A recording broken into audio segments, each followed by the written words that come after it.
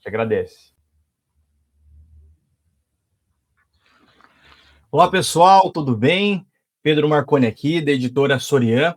Hoje nós temos a alegria e a honra de conversar com a Priscila Scoville, ela que é autora do livro As Cartas de Amarna, As Origens e Estruturas da Diplomacia da Idade do Bronze Tardia. E a gente agradece a sua atenção conosco. Priscila, tudo bem? Oi, tudo bom? Eu que agradeço poder estar aqui e falar um pouquinho desse livro. Legal demais. Eu queria primeiro, Priscila, que você se apresentasse um pouco, fazendo um favor, um pouco do seu currículo, né, um pouquinho de você. Bom, eu sou historiadora, né, formada em duas faculdades de História, primeiro como bacharel em História, Memória e Imagem, depois com uma licenciatura também. Segui fazendo mestrado, doutorado, que o que me interessa acabou virando esse livro, que são as Cartas de Amarna. Desde a graduação lá no bacharelado, fui estudando sobre Egito Antigo, e daí fui trazendo mais elementos para esse Egito Antigo, e resultou que muito da minha paixão aqui cai nessa área, e foi meu crescimento acadêmico, profissional, foi dentro dali. E hoje eu atuo na educação básica, né, como professora. Legal, a gente até com a capa aqui do livro para o pessoal ver, ficou muito bonito, inclusive. E Priscila, queria que você falasse como que despertou o seu interesse pelas cartas de Amarna e por estudar também a diplomacia do Antigo Oriente, por favor. Para mim é uma junção de coisas, né? Eu comecei na graduação a fazer o estágio no Museu Egípcio, que tem aqui em Curitiba, e fazendo o estágio ali eu fui sendo encaminhada para o Egito, fui vendo grandes coisas assim que me fascinavam, e eu comecei a estudar questões de representação do faraó e como que as pessoas entendiam aquele faraó sendo quase que um ser mítico, né? Indo além de uma pessoa. Então, a minha ideia original era estudar um pouco dessa desmistificação do faraó, trazer as pessoas para uma realidade, né? Para falar são pessoas que pensam, que mudam.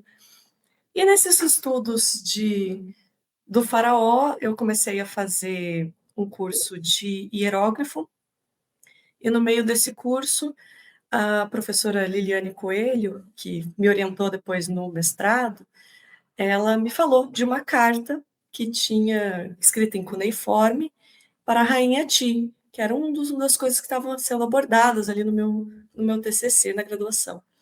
E quando ela me mostrou essa carta, eu comecei a ver o Egito com um olhar muito mais amplo e pensar que não é só que a gente está isolando o faraó de uma forma mitificada, mas toda a antiguidade, que a gente, quanto mais afastado está daquele período, mais a gente tende a desumanizar aquele período, a tratar com generalizações, a tratar como coisas exóticas, diferentes, quando na verdade todo mundo é conectado, todo mundo é humano, todo mundo tem opiniões que mudam, que podem é, ser contrárias a um regime vigente, assim, é, e que o Egito também não era um estado isolado, mas integrado a um mundo assim globalizado dentro daquele momento, né?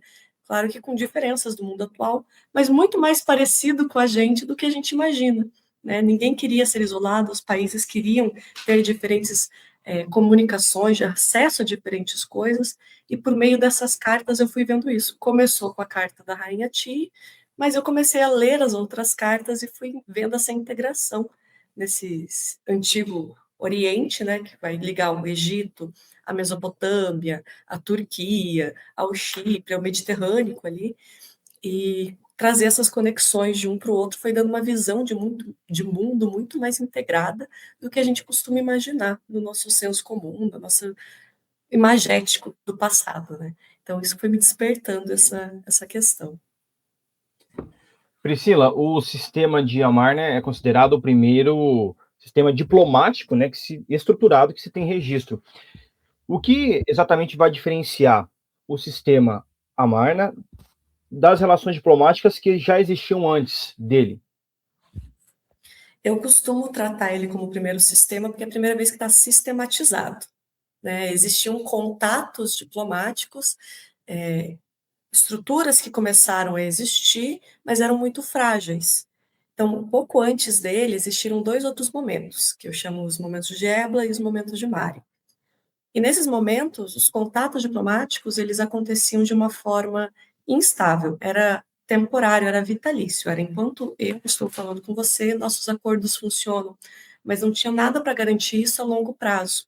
E também existia muita traição, é muito para ganho pessoal.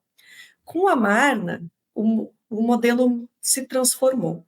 Ele ainda tinha aquela questão pessoal, mas ela passa a ficar em um segundo plano. Nenhum rei quer transparecer que quer algo a partir daquilo. O modelo ele servia para manter quem estava no poder no poder.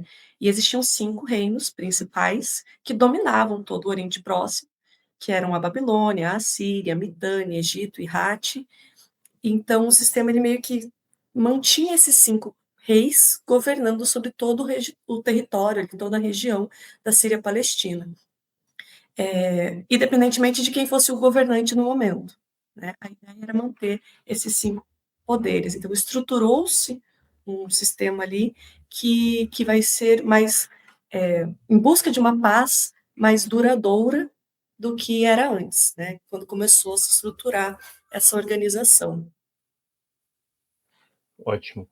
E, Priscila, as cartas elas também revelam uma ideia, né, uma noção de fraternidade e igualdade entre esses grandes reis, como você até já citou parte deles aqui. Até que ponto essa igualdade ela era real ou era apenas uma convenção diplomática ali entre eles? Depende do ponto de vista, assim, né? Porque na prática funcionou de forma real. O sistema ali previa essa igualdade, previa essa fraternidade, que eles tinham que se tratar como iguais o tempo todo. Tanto é que quando algum rei não se tratava como igual ao outro, ele era repreendido. Né? Tem casos, inclusive, de cartas falando disso. Mas, na realidade, o que a gente sabe é que cada pessoa, cada cultura entende as coisas de uma forma diferente. Então, na medida em que eu entendo essas relações de uma forma, eu consigo transitar ali de uma forma de me posicionar como uma pessoa superior sem deixar isso transparecer. Vou dar um exemplo que tem nas cartas que eu acho que é muito simbólico, que são os casamentos. O Egito nunca mandava uma princesa para se casar em territórios estrangeiros, ele sempre recebia. E esses reis estrangeiros, principalmente da Babilônia, reclamou disso. Falou, por que, que você nunca manda uma princesa? Você pode mandar qualquer mulher, ninguém vai saber que ela não é princesa. Mas o Egito se recusava, porque na visão deles, mandar uma mulher para se casar com um rei estrangeiro era submeter aquela mulher a um domínio estrangeiro. Já na visão mesopotâmica, isso funcionava porque quando você manda uma mulher para casar com um rei estrangeiro, uma mulher que no caso é sua filha, você se torna sogro daquele rei estrangeiro. Então seria como se estivesse hierarquicamente acima. As duas visões se completam. Então existia essa dinâmica de os dois discordam do que está acontecendo, mas na prática acabava que igualava. E foi justamente por causa dessas diferentes visões do que está acontecendo que essa igualdade se mantinha nesse sistema e fez com que ele perpetuasse. Ele durou por muito tempo e quando entrou em colapso não foi por causa do sistema em si, mas foi por causa da queda da Idade do Bronze que colapsou o mundo inteiro, né? Isso foi Uhum. uma das consequências dela. E as cartas de Amarna, elas também mostram pedidos ali de ouro, troca de presentes, reclamações, cobranças. O que você denota pela tua pesquisa, pela tua expertise, que é possível encontrar nesses documentos, nesses comportamentos, e que ainda nós reconhecemos na diplomacia contemporânea? Muita coisa acontece aqui por ganhos econômicos, né? Apesar de ser uma sociedade pré-capitalista, todo mundo ainda está querendo ter algum lucro, digamos assim, né? E essas relações diplomáticas são o que faz isso ser possível, tanto no passado quanto hoje. Tanto é que hoje a gente vê essas relações, o Trump taxando o Brasil, né, ou diversos outros países em diferentes níveis, a fim de conseguir mais lucro ou conseguir benefícios dentro do esquema político deles, e a mesma coisa acontecia ali. É muito mais caro você tentar fazer uma negociação com alguém inimigo do que com alguém amigo. Então, eles abaixavam essas negociações para um parâmetro de igualdade, em que você pede as coisas que você não tem no seu território para você ganhá-las como se fosse um presente. E, em contrapartida para essa negociação continuar se mantendo, você manda presentes também. Então, existe uma troca financeira, mas você tem acesso a esses bens que eram muito valiosos, né? O Egito, ele é conhecido pelo ouro, né? Que ele principalmente pegava das regiões mais ao sul e transportava para outros lugares. Ali a região onde hoje é o Afeganistão era de onde vinha a lápis-lazuli. Também vai chegar no Egito por meio desses contatos de uma forma muito mais barata. Então, isso permitia uma circulação de bens, e junto com a circulação de bens também de conhecimentos, de tecnologias, que vão chegando em diferentes espaços por causa disso.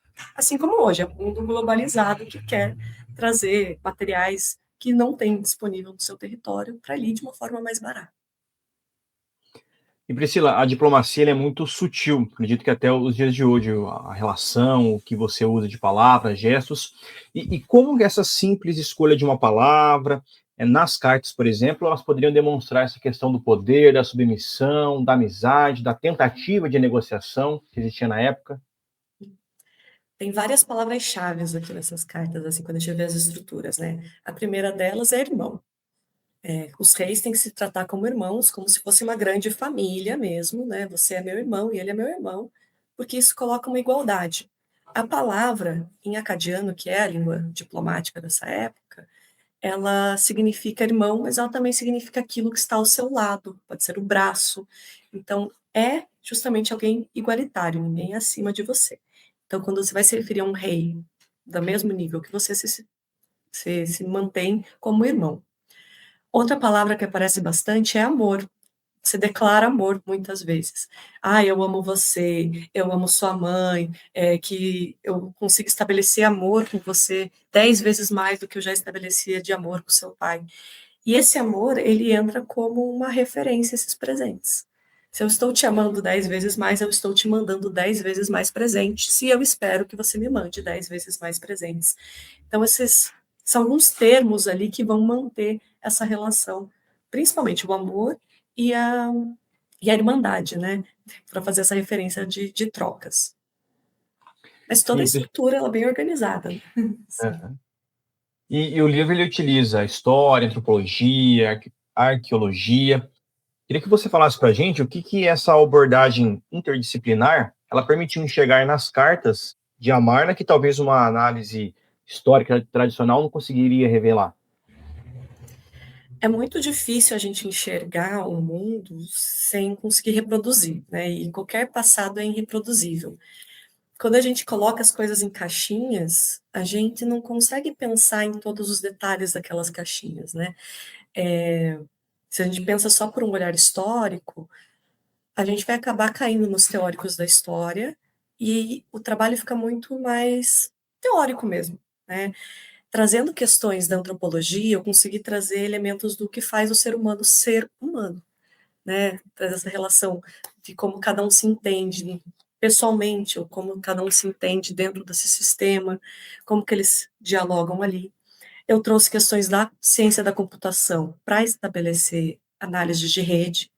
Então, essa foi a parte mais desafiadora para mim, que foi os cálculos matemáticos e usar softwares que eu não era acostumada até então, e fazer uma quantificação desses dados, né? Pegar essas cartas, não pensar só no texto, mas em quantas vezes cada coisa aparece, como ela aparece, e depois fazer uma análise qualitativa desses dados, considerando achados arqueológicos, as teorias históricas e também essa antropologia que vai trazendo a gente ali para esse lado mais humano da coisa. Eu acho que dentro das ciências humanas, a gente não consegue separar essas coisas, né? É quase que impossível trabalhar história sem trabalhar um pouquinho de antropologia, sem trabalhar um pouquinho de arqueologia, no caso da história antiga, mas da geografia também, entender a dinâmica dos lugares. Ciências humanas, elas agem como um todo, não tem como separar. E às vezes a gente, trabalhando isso, não consegue perceber essa interdisciplinaridade, e a gente acaba ficando nos mesmos referenciais teóricos, sem perceber como eles podem comunicar entre si também, né? E, mas na prática, eu acho que qualquer pesquisa de ciências humanas vai trazer um pouco dessa interdisciplinaridade. Às vezes o que falta é ter a ciência de que você está fazendo isso, mas o que está acontecendo quase sempre está. Legal demais. E Priscila, e por que transformar toda essa pesquisa em livro? Que você fala, dividisse um pouquinho com a gente sobre isso, e como também foi a experiência conosco, né, a confecção, né, e até chegar ao material final do livro. Primeiro, porque transformar em livro tem muito a ver com a minha trajetória acadêmica, né? Quando eu comecei a estudar, eu tive muita dificuldade em achar pesquisadores nessa área, né? Primeiro de egiptologia, depois indo para a siriologia, né, para chegar ali na Mesopotâmia. Tem pouquíssimos pesquisadores aqui no Brasil nessas áreas, e, consequentemente, também temos pouco material em português. Então, toda a minha produção ao longo dos meus anos, eu fui com a mentalidade de tornar acessível coisas que eu não tive. Então, pegando muitos materiais, artigos, e o livro em si é um pouco disso.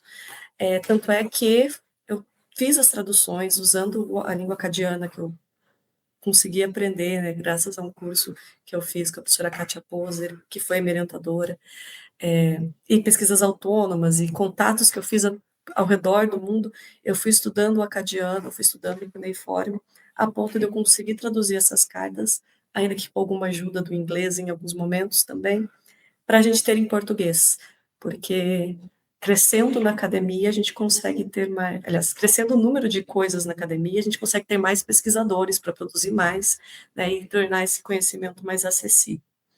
Então veio muito daí essa minha ideia, né, de tornar acessível esse conhecimento, de tornar acessível para as pessoas essa pesquisa. E a minha experiência com a editora foi maravilhosa, desde o começo, assim, todo mundo muito atencioso, tirou todas as minhas dúvidas, todos os ajustes que eu pedi, que foram muitos, foram feitos prontamente, então eu fiquei muito satisfeita e recomendo demais, né? Essa experiência para mim foi muito bom. A gente agradece. E Priscila, quem quiser adquirir o livro, como que a pessoa vai conseguir ter acesso a esse material? Ele é rico de conteúdo, como nós podemos ver aqui na entrevista. O livro ele está então com a editora, vai ser impressão sob demanda, então às vezes demora um pouquinho mais para conseguir chegar até a pessoa, né? Mas isso barateia um pouquinho os custos. Então, impressão sob demanda em todas as redes que a editora consegue disponibilizar, online, faço acesso. Maravilha. Priscila, a gente agradece a sua disponibilidade conosco, dividir um pouco do seu conhecimento, já trazer uns spoilers, né, do que traz o livro, conteúdo bastante rico, aprofundado. A gente agradece a atenção conosco e que tenha muito sucesso na caminhada e na trajetória. Eu que agradeço, muito obrigada por esse espacinho. A gente agradece.